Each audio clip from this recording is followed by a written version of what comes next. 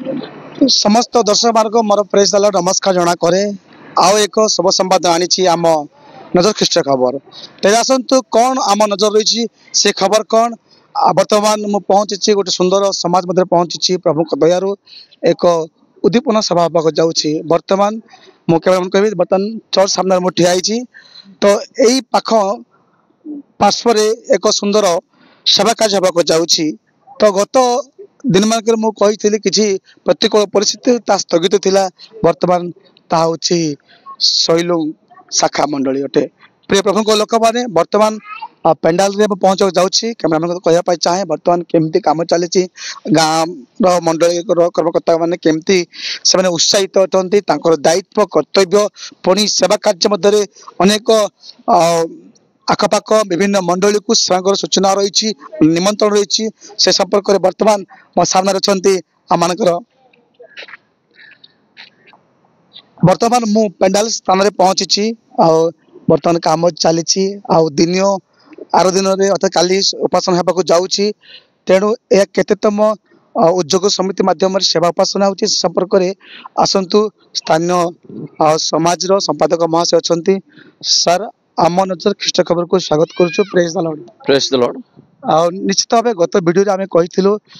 सेवा उपासना हेबार थिला कि प्रतिकूल जोगु ता स्थगित है पुणी केबे हेबो के माने वक्ता अच्छा संपर्क धन्यवाद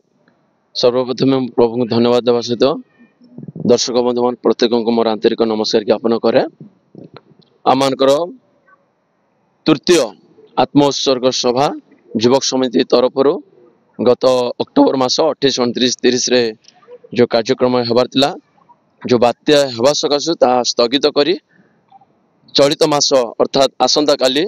6, 7, 8 तारिख रे आमनकर आत्मोत्सर्ग सभा कार्यक्रम हबो से सभारे आमनकर 3 गोटी प्रभुंकर दास ईश्वरंकर वाक्य परिवेषण करिवे एक प्रिय प्रभुंकर दास उपेंद्र परिछा नुआगड़ स्टीफेनसन लिमा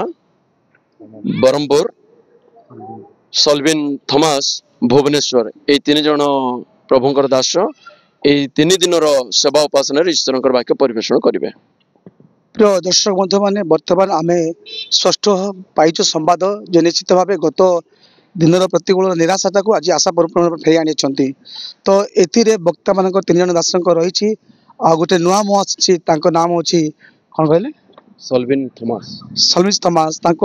निज घर भुवनेश्वर से नुआ मुह आम देखा जीतू आज्ञा सान भाई अच्छा से भी वक्ता भाव अच्छा अति सुंदर प्रभु अनुग्रह मंडली पाई तेज आसतु यही सब मंडली आखपाख क्या निमंत्रण दि जाए हाँ आमर 5 गोटी मंडली को आम आह्वान करिछु एक छेलीगढ़ मातृमंडली 2 रणालय मातृमंडली तो सहित आमर राउदगिरी मातृमंडली एवं परिसल मंडली रामगिरी मंडली को आम आह्वान कर तो सहित छेलीगढ़ संपृक्त आमर जिते शाखा अच्छी 17 गोटी समस्त शाखा मंडली मान आम यही सभा को आह्वान करियछु। एक सुंदर अवकाश यही अंचल अनेक ख्रीष्टीय समाज विश्वासी मान एक सुवर्ण सुजोग आसी काली आरंभ हम तो यह सहित निश्चित भाव 3 दिन उपासना हेबा मध्य विशेष कर गोटे गुरुत्वपूर्ण विषय थाए संगीत थाए तो संगीत केमती भागवंट कर निश्चय आम संगीत परिवेषण करिछु प्रथम आमर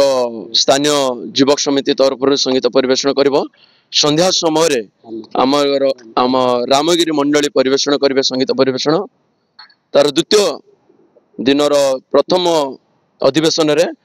रणालय मंडली संगीत परिवेषण करिवे संध्या ओली रे आमनकर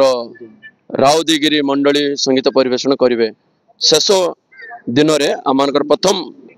अधिवेशन रे परिसल मंडली परिवेषण करिवे शेष ओली आमनकर मातृमंडली छेलीगढ़ संगीत परिवेषण कार्यक्रम रही अछि। निहाती अनेक संगीत प्रेमी आम उत्कल बाप्टिस्ट मंडल समिति परिसर अंतर्भुक्त अटंती जो माने एपरी गीतर स्तुतिगान करने प्रभु महिमा निमंत आराधना करने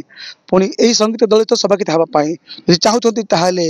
समाज पक्ष निमंत्रण रही आम संपादक महां शुणी पार्छु तेज ए समस्त 3 दिन चली रही अनेक दूरदूरांतर आसवे କିଛି ଜଳ ପାନୀୟ ବ୍ୟବସ୍ଥା କ'ଣ ସେମିତି କିଛି ସୁବିଧା କରାଯାଇଛି କି? ନିଶ୍ଚୟ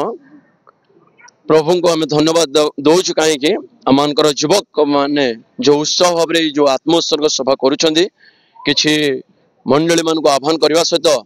ଆମମାନଙ୍କର ଉତ୍କଳ ବାପ୍ଟିଷ୍ଟ ମଣ୍ଡଳୀ ସମ୍ମିଳନୀ ତରଫରୁ ଯେତେ ଆମମାନଙ୍କର ଖ୍ରୀଷ୍ଟ ବିଶ୍ୱାସୀ ବିଶ୍ୱାସିନୀ ଅଛନ୍ତି ସମସ୍ତଙ୍କୁ ଆମେ ଏହି ସଭାକୁ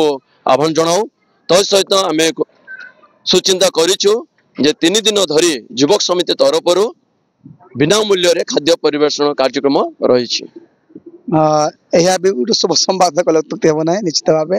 ଆତ୍ମିକ ଆହାର ଶାରୀରିକ ଆହାର ମଣ୍ଡଳୀ ଅର୍ଥାତ୍ ପି ଶୈଳୀ ସମାଜ ଚିନ୍ତା କରିଛନ୍ତି। କେବଳ ଅପେକ୍ଷା ରହିଲା ଆଜ୍ଞାଙ୍କ ନିମନ୍ତ୍ରଣ କ'ଣ ରହିବ? ନିମନ୍ତ୍ରଣ ଆମ ସମସ୍ତଙ୍କୁ ଆମେ ଆହ୍ୱାନ କରୁଛୁ ଏହି ସଭାରେ ଯୋଗଦାନ କରନ୍ତୁ ପ୍ରଭୁଙ୍କ ଠାରୁ ଆଶୀର୍ବାଦ ପ୍ରାପ୍ତ ହେଇକି ଯାଆନ୍ତୁ। ଯେତେ ଲୋକ ଆସିବେ ସମସ୍ତଙ୍କ ପାଇଁ ଆମେ ଖାଦ୍ୟ ବିନା ମୂଲ୍ୟରେ ପରିବେଷଣ କରିବାର କାର୍ଯ୍ୟକ୍ରମ ରହିଛି। ଧନ୍ୟବାଦ ସମ୍ପାଦକ ମହାଶୟ ଆପଣଙ୍କର ଏହି ମତ ପାଇଁ ପ୍ରଭୁ ଆଶୀର୍ବାଦ କରନ୍ତୁ। ଖାଲି ବାକି ରହିଲା ଦର୍ଶକ ବନ୍ଧୁମାନେ କାଲି ସକାଳ କେତେ ସମୟ ଆରମ୍ଭ ହେବ? ଠିକ ଆମମାନଙ୍କର 9ଟାରେ ଆରମ୍ଭ ହେବ ସନ୍ଧ୍ୟା 6:30ରେ ବନ୍ଦ ହେବ। 2 ଓଳି ସେବା ଉପାସନା ହେବ। ନିଶ୍ଚିତ ଭାବେ ପ୍ରଭୁଙ୍କର ଅଭିଷିକ୍ତ ଜନମାନଙ୍କୁ ଦେଇ ବାକ୍ୟ ପରିବେଷଣ କାର୍ଯ୍ୟକ୍ରମ ରହିଛି। ଆଶା କରୁଛି ଆପଣମାନେ ଏହି ସଭାରେ ଉପସ୍ଥିତ ରହି ଆପଣର ବ୍ୟକ୍ତିଗତ ଜୀବନ ଆଶୀର୍ବାଦ ପାଇବା ସହିତ ମଧ୍ୟ ଏହି ସମାଜ ପାଇଁ ମଧ୍ୟ ଆଶୀର୍ବାଦ କାମନା କରିପାରିବେ। ଧନ୍ୟବାଦ।